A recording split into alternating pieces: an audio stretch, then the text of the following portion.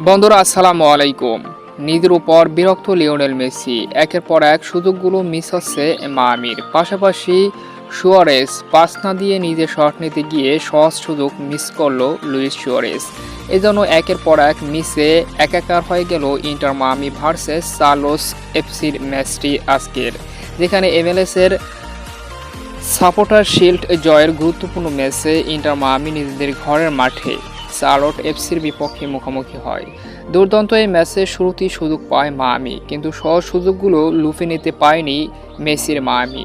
Lionel মেসিও শুরুতেই বেশ কয়েকবার মিস করে, যে কারণে প্রথমার্ধে এখনও গোলশূন্য ইন্টার মায়ামি। শেষ সময় তো দারুণ সুযোগ পেয়েছিল লুইস সুয়ারেস, যেখানে সতীর্থকে পাস দিলেই দারুণ এক গোল করতে পারত গোমেজ, কিন্তু সতীর্থকে পাস না দিয়ে তিনি শটটি নিলেন এবং সেটা মারলেন বার পোস্টের বাহির থেকে। এরপরই লিওনেল মেসি আরও এক সুযোগ পান এবং তিনি সেটাকে দুর্দান্তভাবে শটও নেন, কিন্তু গোল পোস্টের বাইরে থাকায় গোলটি হলো না। শেষ পর্যন্ত গোল শূন্য নিয়ে অর্ধাংশ পার করে ইন্টার মায়ামি এবং চার্লট এফসি। তো দেখা যাক দ্বিতীয় অর্ধে কেমন করে মায়ামি।